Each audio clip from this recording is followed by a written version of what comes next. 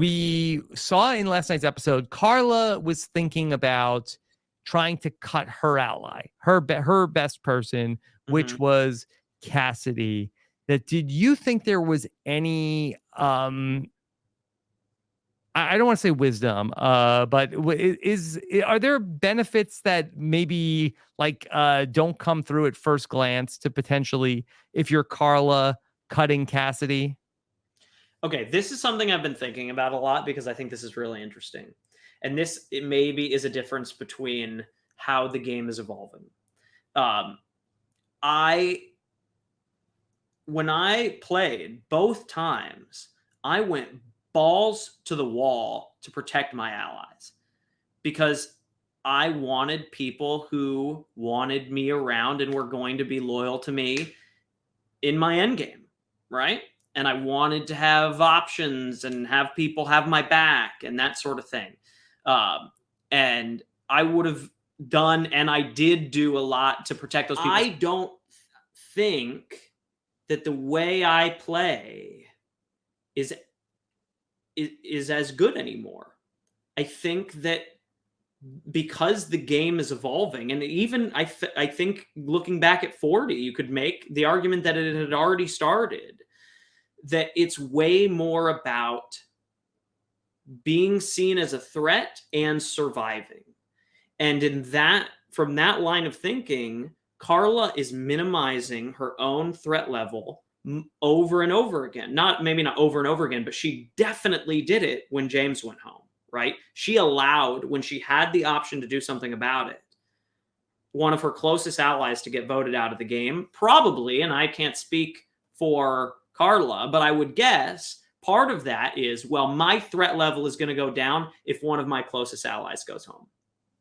They're not going to be looking at me if I don't have numbers.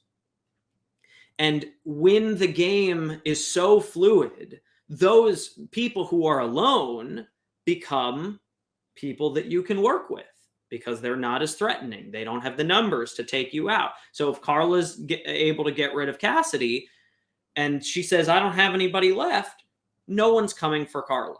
It's a great way to survive.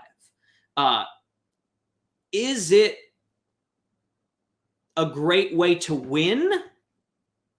I'm not sure. I think you could make the argument that that is the right way to play in the modern era and that should be rewarded. It's not how I play.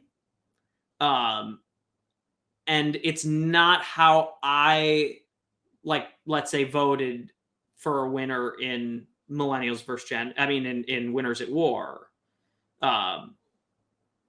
But I do think that has changed, and that is an interesting idea that is shifting. Does that make sense? I want to make sure that I'm following what you're saying. So, you do need allies, especially in the pre-merge and the early part of the merge. But when we get towards this part of the game, there may be some advantage here when, we're getting down to it of, well, I'm not in a pair anymore, or I am willing to cut my pair. And now people are looking at me as somebody to be picked up as opposed to somebody to be targeted at this point in the game. Right. And my point is that works much better when the game is super fluid day to day. Mm-hmm. In Millennials versus Gen X, coming into the merge, I was like, we have a 6-person alliance. And if we can get rid of somebody when there's 13 people left, we will have the numbers and take people out. Yeah. Right. And I'm not, so my whole goal is to get out people on the other side, right? To get the numbers on our side. And you don't see people thinking about it like this because recent history has shown that those groups don't stay together. You're already assuming that it won't.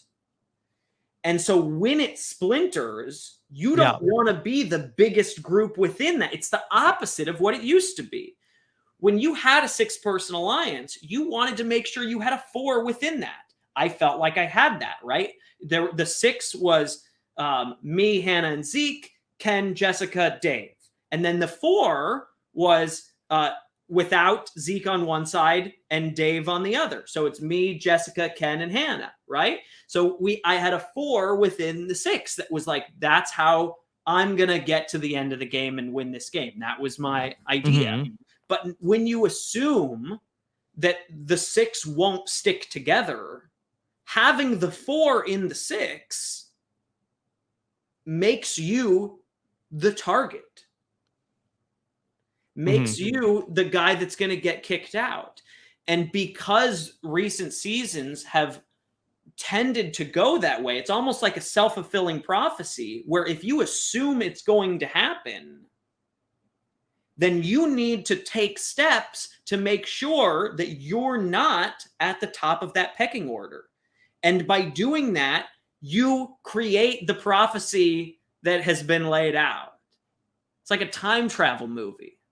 Where you cause the problem you set out to fix. Do you know what I mean? Yes. So to Maybe look at this, no. So let's start to put this into the context of in this season, okay?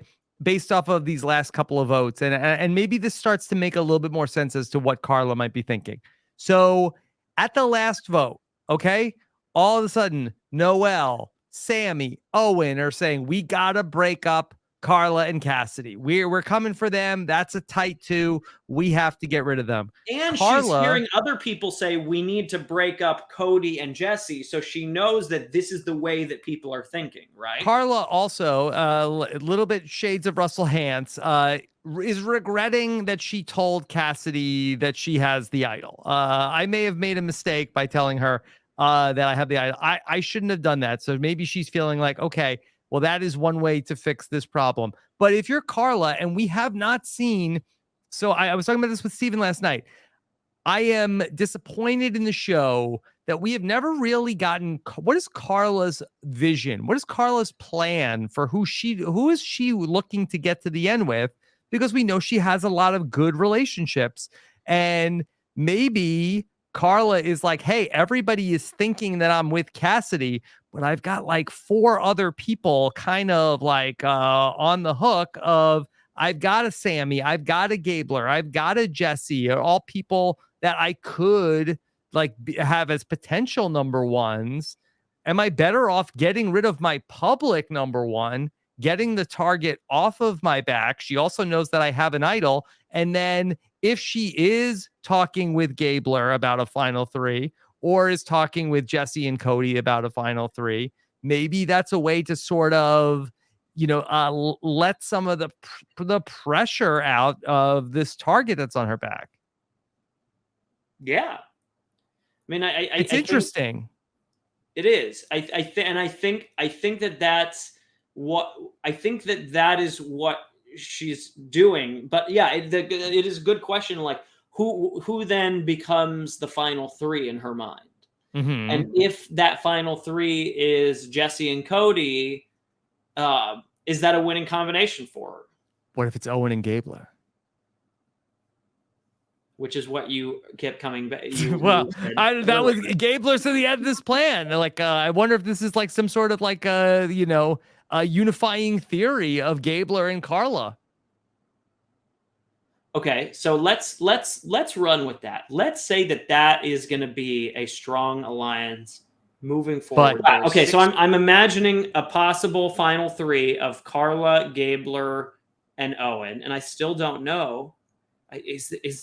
Could Gabler beat Carla? I mean, I don't think so. I do not think that Gabler is going to win the season, but I do wonder if he's going to be playing a more important role than we might be thinking at this point. But I do want to say that I think that what we're talking about with Carla voting out Cassidy and this idea of voting out your ally at this point in the game that you brought up, I think is fascinating. And I think that is something that is worth noting to see if we see it happen in future seasons, and how this plays out for Carla and Cassidy and for Jesse and Cody.